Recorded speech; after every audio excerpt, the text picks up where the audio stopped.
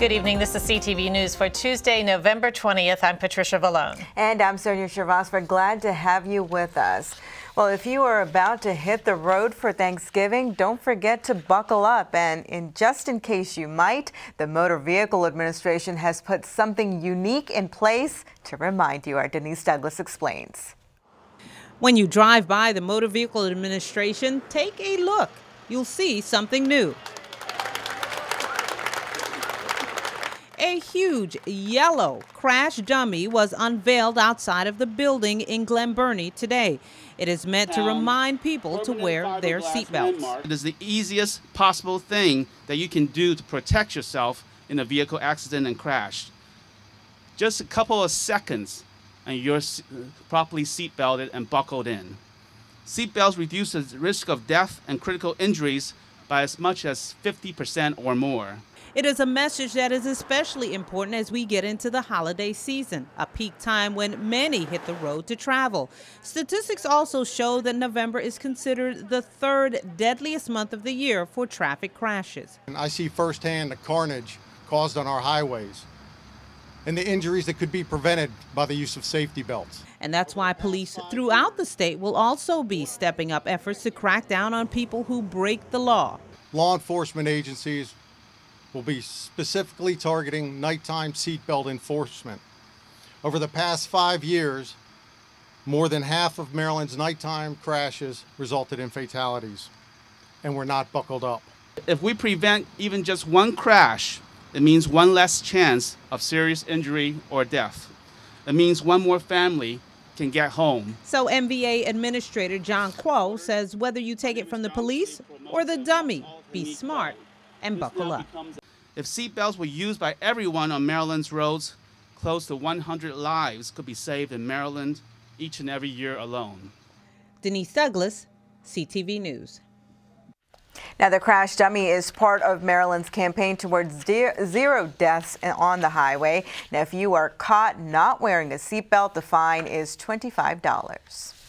Thanksgiving is 2 days away, but even in the midst of the holiday bustle, volunteers are lining up to help local families in need. Thanks to the Washington Redskins Charitable Foundation, thousands of turkeys and Thanksgiving food baskets are being distributed to Prince George's residents. Tahira Chrisman is standing by at FedEx Field with more.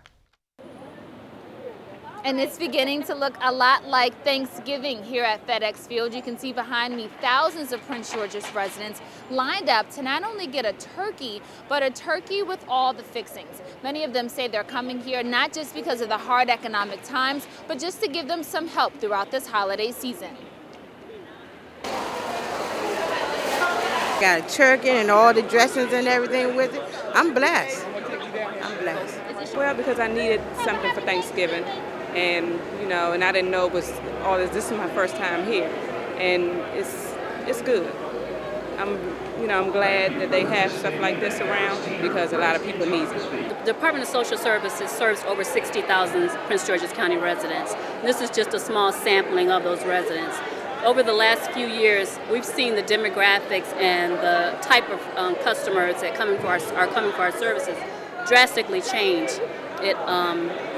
These are families who have never depended on any kind of public assistance before, who, and even though they are at their bottom, many times they don't even meet our eligibility requirements. They are families who have had 2 incomes for many years, and now one member of the household is not working, and it's impacting their bottom line. So this is a great opportunity to help those families as well as the families that we traditionally help throughout the year. Now you have Harris Teeter along with the Prince George's County Social Services and the Redskins Charitable Foundation all joining up to donate, wait for it, 3,500 turkeys to Prince George's County residents. Now that's certainly going to lead to a happy and healthy holiday season. For now, I'm Tahira Chrisman in FedEx Field. Back to you in the studio. And since 2003, the Redskins Foundation has given out more than 200,000 pounds of turkey to residents. And what do you do after you eat all that turkey? You hit the mall for some holiday shopping, but there's one list you may want to check twice. The Maryland nonprofit releases its annual report today that reveals children's toys that pose a safety risk but are still on the shelves. CTV's Molly Nivola is in Baltimore with the details. Well, the 27th annual Trouble in Toyland report is out, put out by the Maryland Public Interest Research Group. It lists potentially dangerous toys for kids, which of course is of particular interest during the holiday season. And I'm here with an advocate for the foundation, Jenny Levin. Jenny, thanks so much. Tell me a little bit about how far we've come since last year. What are some of the differences with dangerous toys that are out there? Well, it's really exciting, the progress that we've made this year. We found fewer potentially dangerous toys than ever before.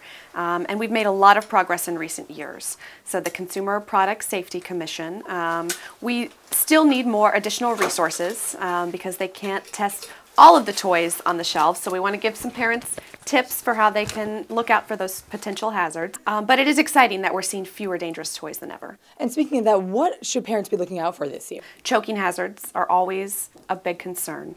And choking hazards don't always violate any particular law. They may actually be labeled as containing small parts and still present a danger to your small child, especially for those children 3 and under.